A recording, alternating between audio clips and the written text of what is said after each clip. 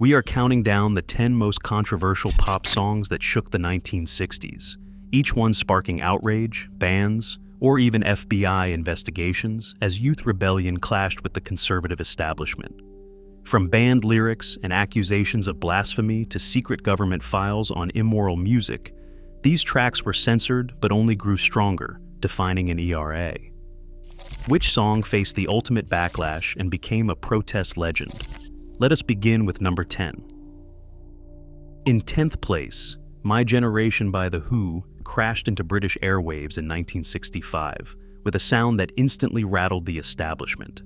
The BBC pulled the track after a single broadcast, claiming Roger Daltrey's stuttering vocals mocked people with speech impediments. But it was the line, "Hope I die before I get old," that truly unsettled conservative programmers, transforming a catchy rock anthem into a rallying cry for youth rebellion.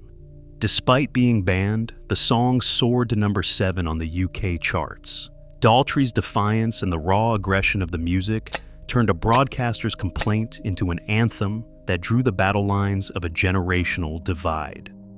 Number 9, Brown Eyed Girl. By Van Morrison slipped past censors by quietly rewriting its own story. The original title, Brown-Skinned Girl, and the line, "Making Love in the Green Grass," raised red flags for radio stations across the conservative South. Morrison swapped the lyric to "Laughing and a Running" and toned down the title, all to secure a place on regional playlists. Even with the sanitized version, the song's hint of premarital romance was enough to trigger bans in several markets. Yet, those edits paid off. Brown Eyed Girl became one of the most played tracks of 1968, proof that soft censorship could never keep a catchy tune down. In 8th place, Puff the Magic Dragon by Peter, Paul, and Mary drifted into controversy on a wave of paranoia that swept through American schools and airwaves. What began as a gentle ballad about childhood lost was soon accused of hiding coded drug references, with Puff and Dragon supposedly standing for marijuana. Despite authors Peter Yarrow and Leonard Lipton insisting it was about innocence and imagination, not getting high, the song found itself banned in classrooms and by local radio stations. Vice President Spiro Agnew later seized on the rumors, calling the song evidence of rock's blatant drug culture propaganda. Even as it climbed to number 2 on the charts, the song became a lightning rod for a generation of parents and teachers convinced they saw secret messages everywhere. No official probe followed, just a chorus of bans and denials, proof that moral panic can turn even the most innocent tune into a national scandal. Number 7. God Only Knows by the Beach Boys brought a quiet storm to American radio in 1966. For many conservative programmers, the simple act of putting God in a pop love song crossed a line, blasphemy on the airwaves even from the famously wholesome Beach Boys. Some stations, particularly in the South, refused to play it at all, while others relegated it to late-night slots, hoping to avoid daytime scandal. Brian Wilson considered changing the title to Fred Only Knows, anticipating the backlash, but he held his ground. The controversy slowed its rise, with the song peaking at just number 39 in the US at first. Over time, its spiritual vulnerability and lush harmonies won over critics and listeners alike, transforming a once-banned ballad into one of the most celebrated pop compositions of the era. Number 6. Light My Fire by The Doors turned a routine television appearance into a flashpoint for the decade's culture wars. On September 17, 1967, Ed Sullivan's producers demanded that Jim Morrison change the lyric "Girl, we couldn't get much higher to avoid any hint of drug references on national TV."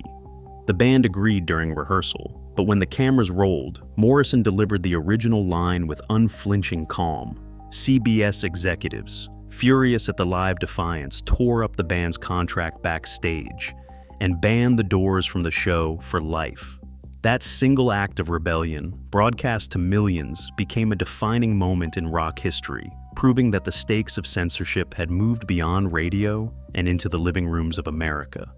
The Doors' refusal to bow to network pressure made Light My Fire an anthem of artistic freedom and a warning shot in the battle between youth culture and the establishment. Number 5. Wake Up Little Susie by the Everly Brothers set off a firestorm in Boston, long before the rock revolution hit its stride.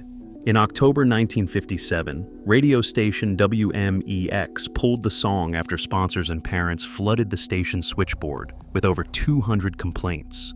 The lyrics, about a teenage couple accidentally falling asleep at a drive-in, were tame by any standard, but the mere suggestion of impropriety was enough to trigger a 2-week blackout and a 15% dip in ratings. The band did not last. After the outcry faded, Wake Up Little Susie rebounded, climbing straight to #1 on the Billboard charts. The fuss over such innocent subject matter reveals just how deep the moral panic ran, laying the groundwork for even bigger censorship battles as the decade unfolded. Number 4, Let's Spend the Night Together by the Rolling Stones brought the sexual revolution right into America's living rooms on January 15, 1967. Ed Sullivan's producers demanded the band sanitize their lyrics for primetime television, insisting Mick Jagger sing the Tamerline, "Let's spend some time together."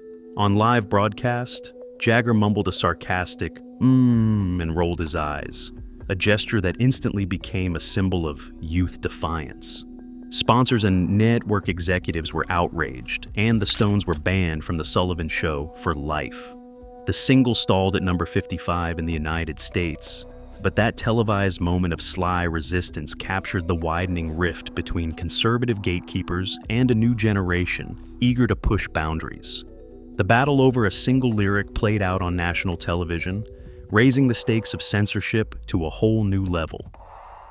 Coming to the top 3, Louie Louie by the Kingsmen triggered a full-scale federal investigation, an escalation no other pop song had seen before. In February 1964, a Florida father's letter about the song's slurred vocals reached the desk of Attorney General Robert Kennedy, launching the FBI investigation. Over the next 2 years, agents slowed down the record, interviewed more than 50 people, and sent the 45 RPM single to the laboratory, all searching for rumored obscenities buried in the mumbled lyrics. The investigation, documented in File 62 HQ11185, found nothing criminal. It was just a garbled tale of a sailor missing his girl. The moral panic, ironically, sent sales soaring. Louie Louie moved more than 1 million copies, while the FBI chased ghosts. The drummer's accidental expletive at the 54-second mark went unnoticed, but the song's reputation as the most notorious garage rock anthem of the decade was sealed. The federal spotlight only made it immortal. In second place, A Day in the Life by the Beatles collided headlong with the British establishment at the height of the Summer of Love. BBC issued a formal memo in May 1967, declaring the song banned for broadcasting and ordering a total airplay embargo for all services. The line "I'd Love to Turn You On," delivered by John Lennon, was singled out as a thinly veiled drug reference, sparking fears of psychedelic subversion on the nation's most trusted airwaves. Despite being the centerpiece of the groundbreaking Sgt. Pepper's Lonely Hearts Club Band, the song was barred from general entertainment programs, a move that stunned both fans and the industry. Paul McCartney publicly dismissed the decision as absurd, insisting the lyric referred to theatrical lighting, but the BBC stood firm, refusing to yield even to the world's biggest band.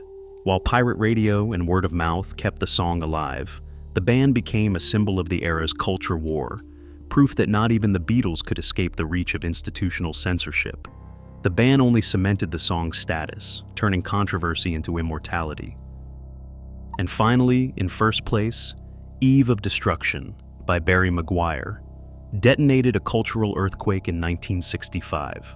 Written by P.F. Sloan and recorded in a single, gravel-throated take, the song was never meant for release in its raw form. But a rough mix leaked to Los Angeles radio, and the fallout was immediate. Dozens of stations from Chicago to Memphis slammed the brakes, calling the lyrics about Vietnam, racial violence in Selma, and the hypocrisy of the draft an aid to the enemy. Sponsors pulled ads, and trade magazines like Billboard blasted the record for its controversial lyrics. Some programmers labeled Maguire a threat, and he later recalled the FBI checking him out for subversion. None of it stopped Eve of Destruction from storming to #1 on the Billboard Hot 100 by late September. The song's warnings, "You're old enough to kill, but not for votin'," echoed through a nation on edge, and it sparked more than 25 answer records, including the conservative retort, "Dawn of Correction." Each ban, each angry memo, only amplified the song's reach. What began as a protest anthem became a lightning rod for a generation, the ultimate proof that censorship could not silence the sound of dissent. Eve of Destruction did not just survive the backlash. It became the defining soundtrack for a decade of upheaval. Across all 10 songs, one truth stands out. Attempts to silence youth culture only fueled its power. Censorship didn't suppress these tracks, it made them immortal. The real legacy of 60s controversy is simple. Every ban, every investigation proved that music's spirit can't be contained. Thanks for watching.